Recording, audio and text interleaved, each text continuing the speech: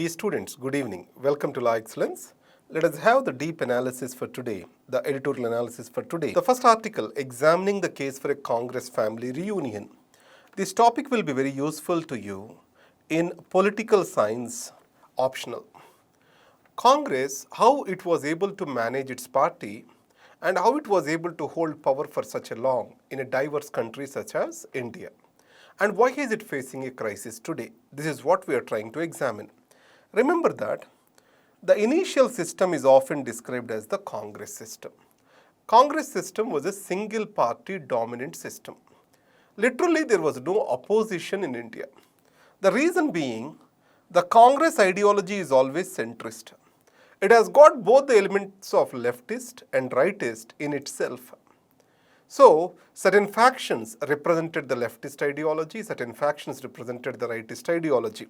So, the Congress is not reflecting any ideology by itself, but it was accommodating the different ideologies.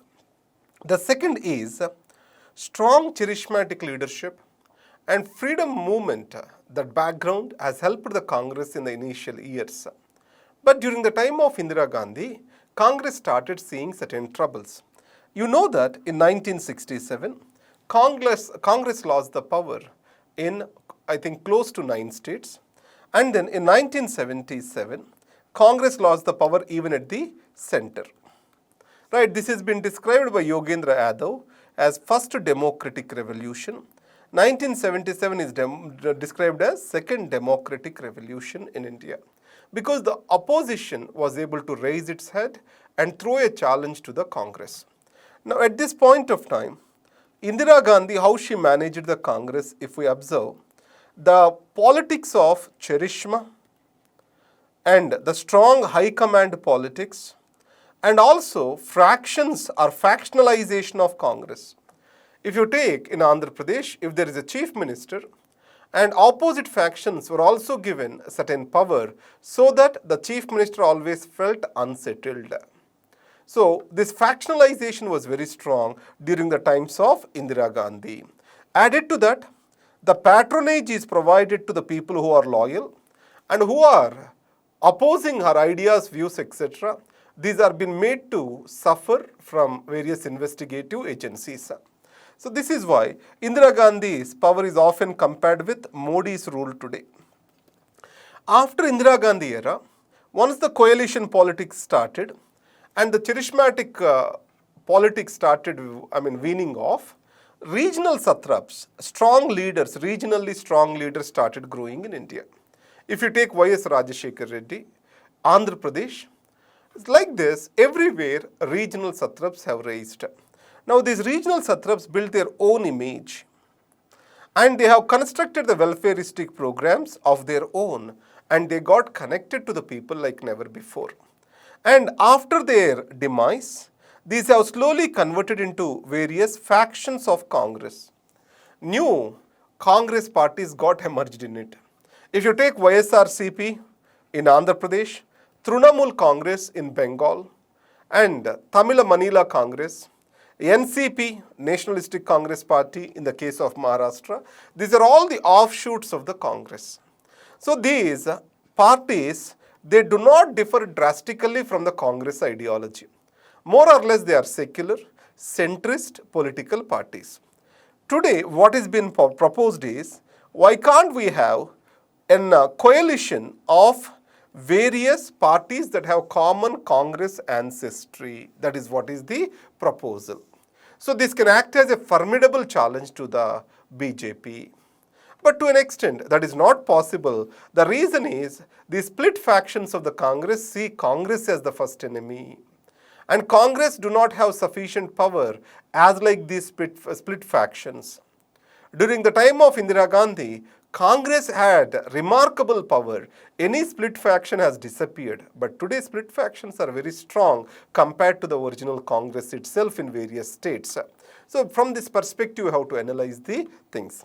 So you can quote internal party democracy. This Congress recent elections can be spoken. And second is I gave you two important points. 1967 is called First Democratic Revolution. 77 is described as the Second Democratic Revolution. And Indira Gandhi politics are often described as politics of patronage. These are the points which you need to remember. The next is the dire need to talk about 1962. This is about Indo-China War.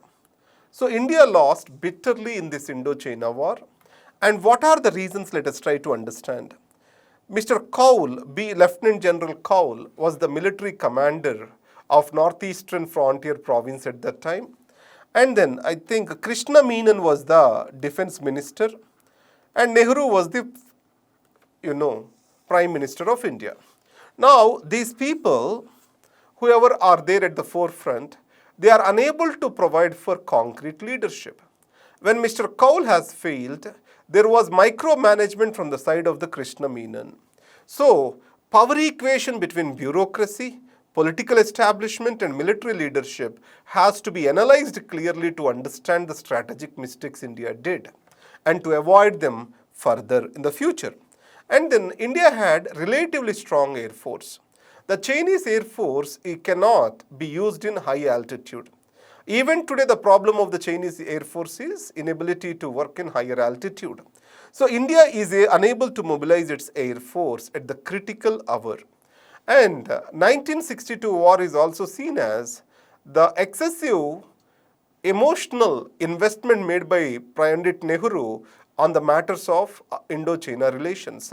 So that's why the Nehru always believed in international relations we are morally superior, and then he never expected an aggression from China. Indo-China, bayi, Indo-Chini, bayi, these things we observed. And next, whose pleasure? So this is about office of governor.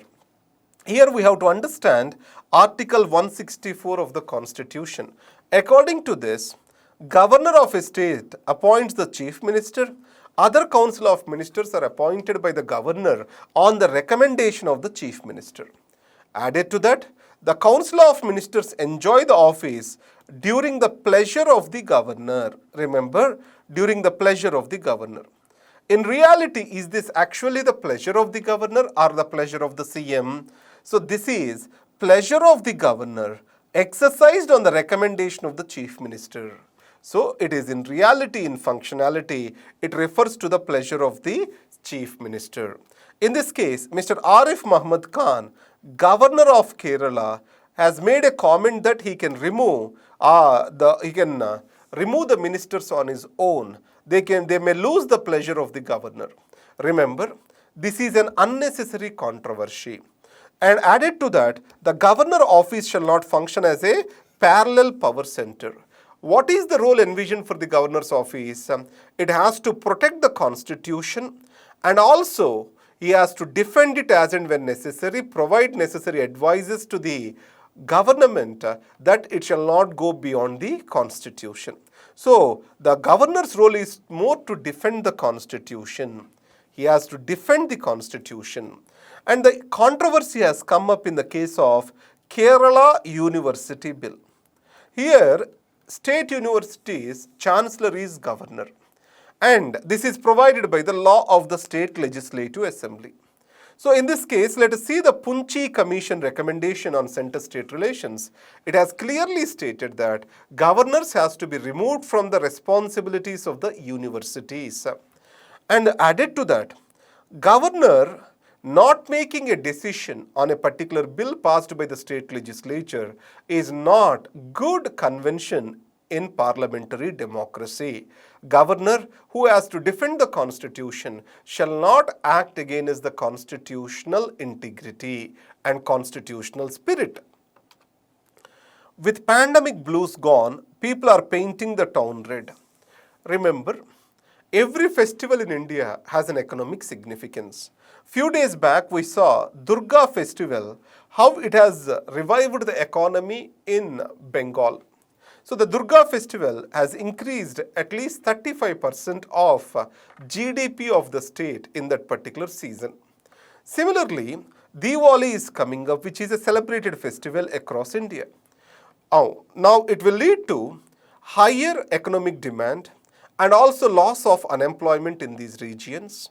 And as people go for shopping, etc., buy new crafts, etc., the local artists also will find greater demand.